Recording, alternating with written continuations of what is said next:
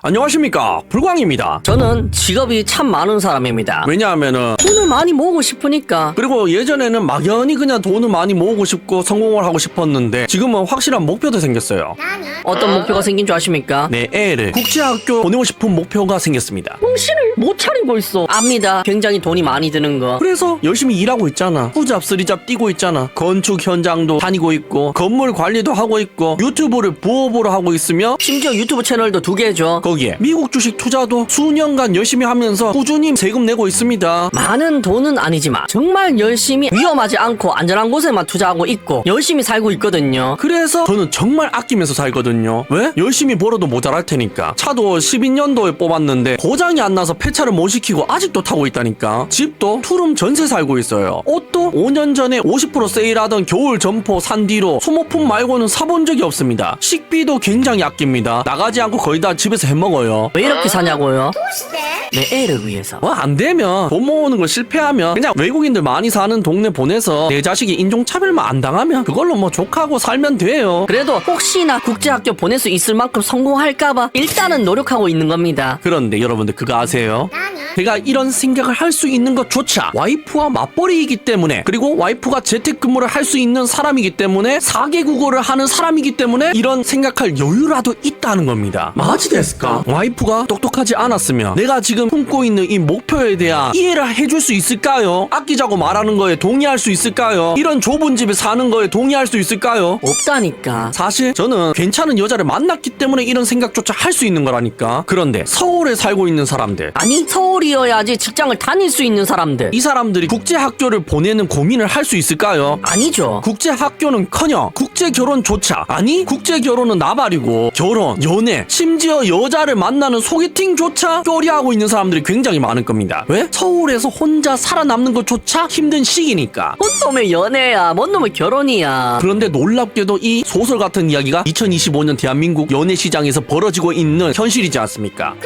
제 알고리즘에 뜬 두 영상이 있는데, 하나는 서울 청년들이 아이를 낳기를 포기하는 이유라는 EBS 다큐 영상이고, 또 하나도 EBS 다큐 영상인데 먹고 살 돈도 없는데 결혼식 비용은 천정부지라는 영상입니다. 첫 번째 영상은 청년들이 아이 낳기나 연애를 포기하는 이유로 서울 집중화로 인한 서울살이의 고단함, 그로 인해서 겪어야 되는 폭력적인 월세, 높은 생활비, 그건 서울에 살 때 일어나는 거죠. 그러나 경기도에 산다 하더라도 하루에 출퇴근 왕복 2시간이라는 시간 낭비를 견뎌야 되는 아픔, 그래서 서울에 직장이 있기 때문에, 아니 서울에만 직장이 있기 때문에 결혼을, 출산을 포기한다는 내용이고요. 두 번째 영상은 지금 시대의 취업 자체가 힘든, 요즘에 취업 빙하기지 않습니까? 거의 뭐 IMF 때와 동급이라던데 그 힘든 취업 빙하기 시대, 그리고 경제도 어렵죠. 미래에 대한 확신이 없잖아. 너무 암울하잖아. 그 미래에 대한 불확실함. 그래서 젊은 사람들의 생각, 애를 낳는 게 맞는 걸까? 아이에게 지옥을 선물하는 게 아닐까? 라는 불안함, 거기에 플러스 결혼 비용의 현실. 지금 결혼 비용 장난 아니지 않습니까? 심지어 결혼식 비용만 전 세계에서 대한민국이 가장 높잖아. 거기에 천정부지로 치솟는 주택 가격, 거기에 더해 천정부지로 치솟는 양육비 증가, 기타 등등에 의해서 도저히 출산을, 결혼을 할 수가 없다는 그런 내용의 영상입니다. 리카이 데키마스까? 여러분들, 방금 이야기 드린 두 영상의 공통점이 있는데 뭔지 아시겠습니까? 전부 다 한 가지만 이야기하고 있잖아. 네, 맞아요. 공통점으로 이야기하는 게 서울 부동산 이야기하는 거죠. 그게 지금 결혼과 연애의 걸림돌인 것 같잖아. 그리고 직장은 서울에밖에 없는, 왜 이렇게 결혼을 하기 힘든 시스템을 만들었을까? 그래서 서울에 부동산을 살 수밖에 없게 만들었을까? 심지어 그 살 수밖에 없는 부동산조차 대출로 막았을까? 라는 생각들이 들잖아. 그로 인해 출산과 결혼을 포기하고 있는 젊은 남성들이, 젊은 여성들이 떠오르지 않습니까? 그래서 연애를 안 하고 결혼을 안 하는 거잖아요. 지금 30대 남자 미혼율이 몇 프로입니까? 62.8%나 된다니까. 언니 아들은요 44%나 결혼을 안 하고 있어요. 심지어 20대 초반 한참 꽁냥꽁냥 연애해야 될 나이에 젊은 사람들도 연애를 26%만 하고 있다니까. 이거 왜 이러는 것 같습니까? 문제는 여러분들이 더 잘 아시잖아. 여러분들 머릿속에 떠오르는 그 모든 문제점들이 맞아요. 돈, 부동산, 상대 이성, 기타 등등의 문제 다 맞습니다. 그런데 오늘은 뭐 이야기하고 있습니까? 지금 2030 젊은이들이 처해 있는 이 상황 이야기하고 있잖아. 젊은 사람들이 어째서 결혼을 못하고 있을까? 이거 이야기하고 있지 않습니까? 공인회계사 합격하고 수습도 못해봐. 취업난에 최소 선발 인원 2년 연속 감원. 그러니까 대학교 졸업하고 심지어 전문직 자격증까지 땄는데, 그러면 뭐해? 취업할 자리가 없는데, 나를 뽑아줄 회사가 없는데. 그런데 더 심각한 건 뭔지 아십니까?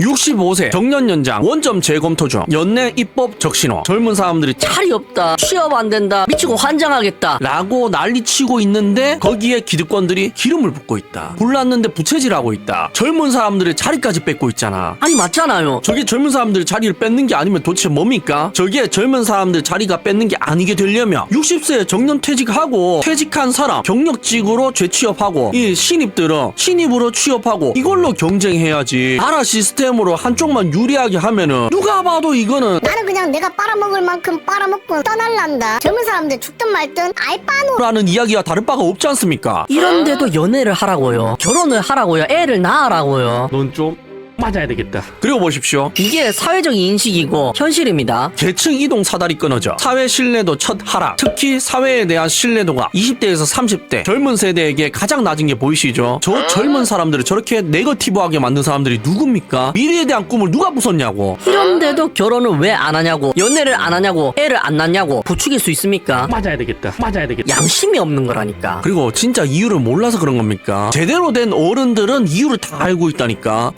여기 개그맨 이경규가 방송에서 한 이야기가 있는데요. 한번 들어보세요. 이경규가 생각하는 청년들이 결혼 안 하는 이유라는 질문에 내 자식이 어떻게 되는 걸 알아. 지금은 우리 성인이 됐을 때 불행할 것 같다는 느낌이. 그렇죠. 부모들이 아는 거야. 너무나 많은 정보를 접하고 있기 때문에 미래가 어떻게 될 줄 알고 있기 때문에 자식들에게 함부로 결혼을 권유할 수가 없다는 거죠. 그러니까 이 사실을 젊은 2030들만 알고 있는 게 아니라 그 세대의 아버지 세대들도 알고 있다는 사실이지 않습니까? 내 손주가 살아야 할 나라가 어떤 상태일지 뻔히 보이는데 내 자식들한 지옥의 구렁텅이로 밀어넣을 수 없잖아. 그래서 결혼과 연애, 출산을 강요할 수가 없는 사회가 돼버렸다는 거지 않습니까? 제가 요 다큐멘터리를 찍었거든요. 몇 마리만 산에 돌아다녀. 그럼 냄새가 날 거 아니에요. 그럼 멧돼지가 새끼를 적게 낳아요. 죽을까봐. 자연의 섭리가 그렇게 되어 있는 거예요. 지금 살아가는 게 어렵잖아요. 그러니까 아는 거야. 엄마가 아빠가 자식을 좀 적게 낳아야겠다. 그러다 보니까 결혼도 안 하게 되는 거고 그걸 뭐라고 얘기할 수 없는 거예요. 그래서 요즘 30대 이런 사람들이 결혼 안 하는 건 저는 충분히 이해해요. 제가 말씀드린 그대로를 이야기하고 있지 않습니까? 앞에서 이야기드린 다큐멘터리 영상에서도 젊은 사람들이 결혼을 포기할 수밖에 없는 상황에 놓였다고 이야기 드리지 않았습니까? 지금 현재는 아이는커녕 결혼은커녕 연애는커녕 아나의 몸도 건사하기 힘든 상태다. 서울에서 아니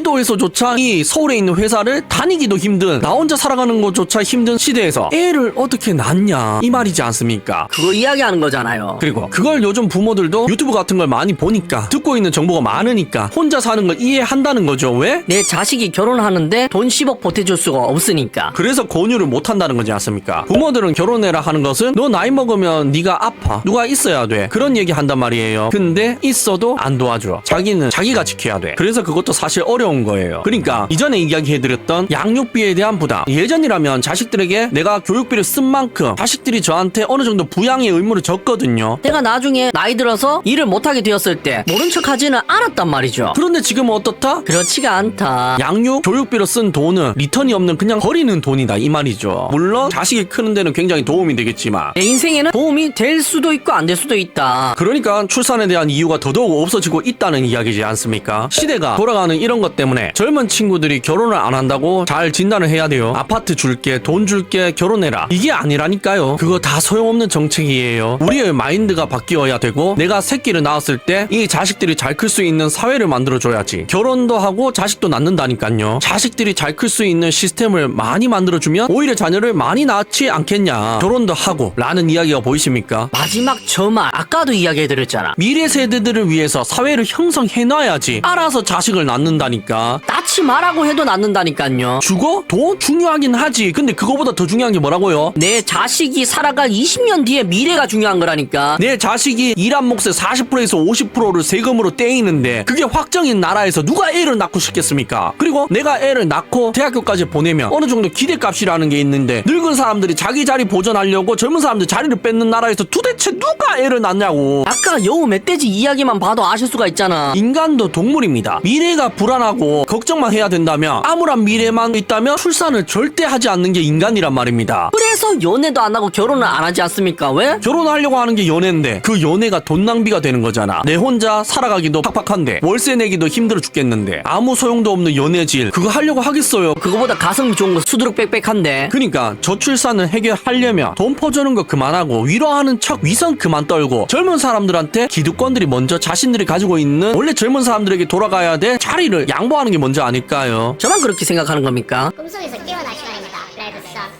시청해주셔서 감사합니다.